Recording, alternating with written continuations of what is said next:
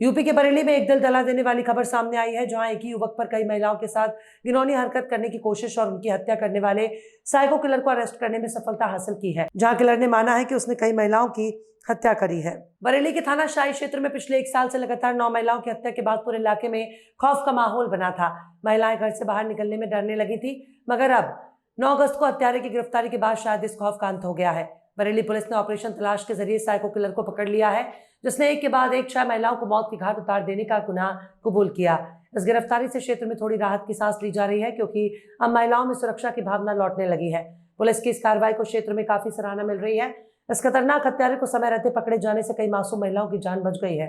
SSP के आदेश पर पहले 14 और फिर 22 टीमों में बांटे कम से कम 100 पुलिस वाले 1500 से ज्यादा सीसीटीवी कैमरों की फुटेज खंगाल रहे थे। इस दौरान जिले में 600 नए सीसीटीवी कैमरों का इंस्टॉलेशन कराया गया। 25 किलोमीटर के दायरे में 1.5 लाख मोबाइल नंबरों के डंप डाटा की जांच की गई। कड़ी मशक्कत और जोरदार तफ्तीश आखिरकार रंग लाई और फिर साल भर बाद पुलिस के शिकंजे में आया वो शातिर सीरियल किलर, जिसने एक के बाद एक 6 महिलाओं का कत्ल किया और बावजूद वो गुमनाम कातिल बनकर घूम रहा था। पूछताछ में बात प्रकाश में आई है। प्रयास इसने सब में किया है। प्रयास के बाद नेचुरल सी बात है कि कोई अनजान व्यक्ति है, महिला विरोध करेगी और जैसे ही महिला विरोध करती है तो तुरंत इसका जो एग्रेसिवनेस है वो बाहर आ जाता है कि मुझे किस तरीके से मना कर दिया गया किसी चीज़ के लिए।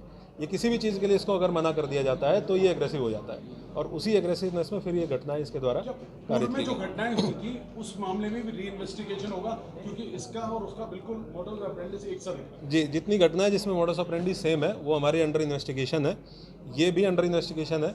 हम लोग क्योंकि इसमें बहुत लोगों ने काम किया है तो एक टीम गठित करके इन सारी घटनाओं का एक टीम से इन्वेस्टिगेशन कराएंगे और इसको पीसीआर लेके उन घटना स्थलों पे भी ले जाएंगे कि अगर ये तस्दीक करता है कि उन घटना स्थलों पे ये था तो हम पूरे एविडेंसेस कलेक्ट करके उन घटना के बारे में भी इससे जरूर शामिल पूर्व में जेल गए हैं तो जो पूर्व में लोग जेल गए हैं उस मामले में अब लगता है कि इंसाफ मिल जाएगा अगर ये वो मैं आपको इन्वेस्टिगेशन के दौरान आपको जैसा जैसा होता रहेगा मैं आपको अपडेट करता रहूँगा, लेकिन ये मैं आपको अश्योर कर रहा हूँ कि हम लोग इन्वेस्टिगेट कराएंगे। ये पिछले साल जून 2023 की घटना है, जिसमें जो मैंने आपको अभी डिटेल में दिखाया वो घटना भी इसी तरीके से महिला की इसके द्वारा लगभग 55 साल की महिला की हत्या की गई थी। 2 मिनट में आपको प्रयासों के बारे में बताना चाहूँगा, क्योंकि ये घटनाएं पिछले 1 साल 2 महीने से लगभग घटनाएं हुई हैं। पिछले 1 साल से पुलिस के अधिकारियों, कर्मचारियों, सभी पुलिसकर्मियों के द्वारा बहुत मेहनत से काम किया गया। उनके नाम मुझे सिपाही हैं।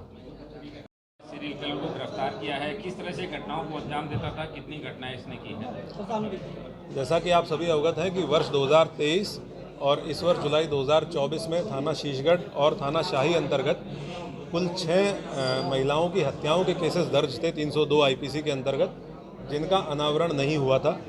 हम लोगों ने इसके लिए, इनके अनावरण के लिए एक टीम गठित की थी और उस टीम को एक ऑपरेशन तलाश का टारगेट दिया गया था, जिसमें हम लोगों को पकड़ना था उस व्यक्ति को या उन व्यक्तियों को जिनके द्वारा ये घटनाएं कारित की गई हैं। हम लोगों ने आज इन घटनाओं का अनावरण करते हुए अभियुक्त को गिरफ्तार किया है। इन सभी घटनाओं में एक ही अभियुक्त शामिल था, जिसका नाम है कुलदीप पुत्र बाबूराम।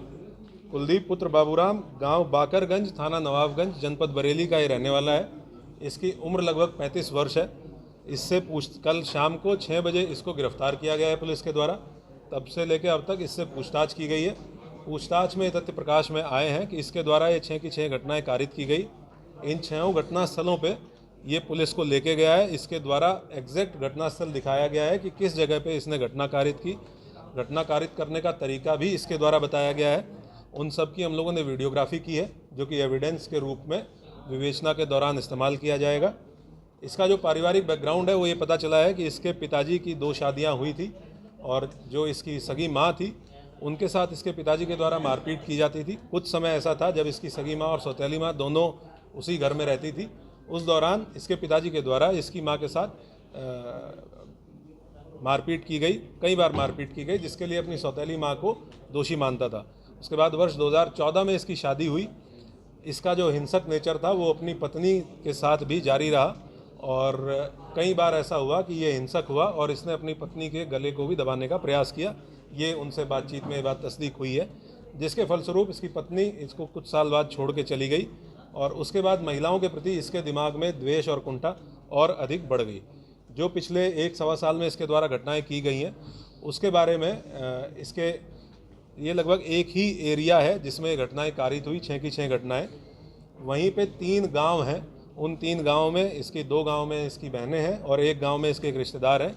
ये उन 3 में से किसी एक गांव में अपना ठिकाना ढूंढता था और उसके बाद क्योंकि वहाँ लोकल रहने वाला है, वहाँ का एरिया बहुत अच्छे से जानता है, तो दिन में ये पगडंडियों के रास्ते, चक्रोड़ के रास्ते खेत घूमता था और ऐसा स्थान चिन्हित करके ये देखता बेसिकली ये था कि किस खेत में अकेली महिला है जो काम कर रही हैं, क्योंकि दिन में महिलाएं अक्सर जाती हैं चारा काटने के लिए या खेत में काम करने के लिए, और ऐसी महिलाओं को टारगेट करके ये उनके पास पहुंचता था। या अगर इसको कहीं पगडंडी पे रास्ते पे महिला मिली तो ये महिलाओं से बातचीत करने में बहुत सहज तरीके से बातचीत करता है। इसकी कुछ वीडियोज़ भी हमारे पास हैं जिसमें अनजान महिलाओं से पुलिया पे बैठ के बातचीत कर रहा है। तो ये बहुत सहज तरीके से बातचीत करता था और उनको सुनसान जगह पे ले जाके, जो थोड़ा 10-20 मीटर दूर खेत में ले जाके उनसे सेक्सुअल फेवर्स के लिए अप्रोच करता था। जैसे ही महिला ने विरोध किया या महिला ने मना किया तो ये तत्काल बहुत एग्रेसिव हो जाता है, हाइपर एग्रेसिव हो जाता है और इसके द्वारा उनका गला दबाते हुए और उनकी साड़ी के पल्लू से, और एक केस में जिसमें महिला ने सूट सलवार पहन रखा था उसमें उनकी चुनरी को इस्तेमाल करते हुए उनका गला दबाते हुए बाईं तरफ गांठ इसके द्वारा मारी गई। इस तरीके से इसके द्वारा ये घटनाएं कारित की गई। हम लोगों ने बहुत जी कुल कितने घटनाएं इसने कबूल की हैं? कुल 6 घटनाएं अभी हैं जिन घटनास्थलों पे, क्योंकि हमारे पास हमें इसको मजिस्ट्रेट के सामने भी पेश करना था। कुल 6 घटनाएं हैं जिसके बारे में हम इसको घटनास्थल पे ले जाके हमने तस्दीक कर लिया है कि ये घटना इसने कहाँ पे की, किस तरीके से की, कब की। एक और चीज़ सामने आई है कि ये हर घटनास्थल से एक ट्रॉफी के रूप में, जो कि इस तरह के अपराधियों का एक की फीचर देखा गया है, कुछ ना कुछ लेके जाता था। और उसमें 2 केसेस में जो हसिया महिला के पास थी, महिला ने जब विरोध किया तो उसी हसिया को ये लेके गया, वो दोनों बरामद कर ली गई हैं। एक केस में ये एक ब्लाउज़ का टुकड़ा और लिपस्टिक और बिंदी ये लेके गया, वो भी इसने जहाँ पे उसको ये रखता था वो बरामद कर लिया गया है।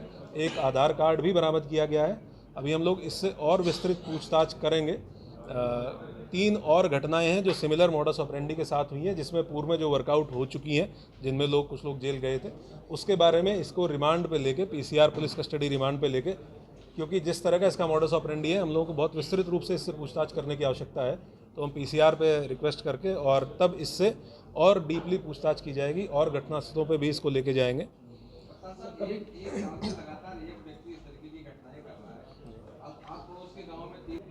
जैसा कि मैंने आपको बताया कि इसकी एक जनरल छवि ये है कि ये शराबी किस्म का आदमी है और ये घूमता रहता है पूरा दिन। सुबह घर से खाना खा के निकलता है और शाम को 7-8 बजे घर वापस पहुंचता है। ज़रूरी नहीं है कि जिस रिश्तेदारी में सुबह था उसी रिश्तेदारी में शाम को पहुंच जाए, दूसरी रिश्तेदारी में शाम को पहुंच जाता है। और महिलाओं के साथ बातचीत करने में और लोगों के साथ बातचीत करने में बहुत सहज है। तो इस वजह से लोगों को इसके ऊपर शक नहीं हुआ। हम लोगों ने बहुत एक्सटेंसिवली बहुत लोगों से बातचीत की, जैसे ठेले वाले हैं, ई रिक्शा वाले हैं, ऑटो वाले हैं जो उसी रूट पे चलते हैं, हमने उनसे बातचीत की कि कभी ये किसी ई रिक्शा में बैठा हो। तो जिसने भी बताया उसने बताया कि साहब पैदल घूमता था और ये खेतों के रास्ते हुए आता था, सड़क क्रॉस करके, मेन रोड पे कभी नहीं चलता था, सड़क क्रॉस करके दूसरी तरफ जाके फिर खेतों के रास्ते कहीं निकल जाता था। तो जनरली इसका नेचर लोगों के साथ व्यवहार सामान्य रूप से अच्छा था। कितनी टीमें लगाई गई थी, सीसीटीवी भी लगाए गए थे? नहीं, इसके ऊपर पूर्व का आपराधिक इतिहास इसका नहीं है। किस तरह से ये हाथ में आया, ये किस तरह से गिरफ्तार किया, कितनी टीमें लगी थी, कितने कैमरे लगाए गए थे? हम लोगों ने पिछले महीने जब घटना हुई 3 जुलाई को, उसके बाद अपने कैंप ऑफिस पे एक वॉर रूम तैयार किया जिसमें जितने लोगों को इन घटनाओं की जानकारी थी उनसे पूरा इनपुट लिया गया। हर आदमी का एक खुला मत लिया गया, ओपिनियन लिया गया कि आपको इस घटना के बारे में क्या लगता है। कुछ ओपिनियन अलग तरह के आए और हम लोगों ने उसमें अलग अलग टीमें बनाई, कुछ इंडिविजुअल घटनाओं पे काम करने के लिए, और 22 टीमें हम लोगों ने कुल लगाई थी इस संभावना पे काम करने के लिए कि ये घटना किसी एक व्यक्ति के द्वारा सारी घटनाएं कारित की गई हों। पहली बार किसी घटना में मैप बनाया गया था पूरा? जी, हम लोगों ने इसको गूगल अर्थ का यूज़ करते हुए, मैप्स का यूज़ करते हुए पूरी घटनाओं की प्लॉटिंग की लगातार की गई हैं। तो he is a serial killer for sure. और जो हम लोगों ने अलग अलग टीमें 22 टीमें लगाई थी, उसके साथ साथ इसको एक ऑपरेशन तलाश का नाम दिया था।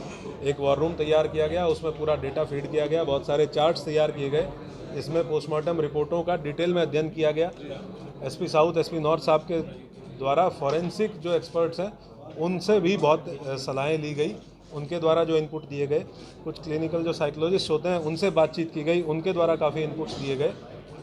और सीसीटीवी कैमरा लगभग 1500 सीसीटीवी कैमरा की फुटेज हम लोगों ने देखी। 600 सीसीटीवी कैमरा नए इंस्टॉल किए गए इस एरिया में, सादे कपड़ों में और पुलिस की वर्दी में पुलिस कर्मियों को बैरियर ड्यूटीज़ में लगाया गया, डिकॉय के रूप में लगाया गया। बहुत से हिडन कैमरा जो दिखते नहीं है, ऐसे कैमराओं का इस्तेमाल सादे कपड़ों में पुलिसकर्मियों को देके किया गया, जिससे हम लोगों को बहुत इंपॉर्टेंट क्लिंचिंग एविडेंस भी प्राप्त हुआ है। ये सारे प्रयास इस दौरान किए गए हैं और उसका कल्मिनेशन है। मैं 4 आरक्षियों का नाम लेना चाहूँगा जिनके द्वारा इस पूरी घटना में सबसे अहम महत्वपूर्ण रोल प्ले किया गया। आरक्षी सरफराज जो थाना शाही पे तैनात है, आरक्षी शेखर वर्मा ये भी थाना शाही पे तैनात है, आरक्षी उत्तम थाना शाही और आरक्षी अमित थाना शाही।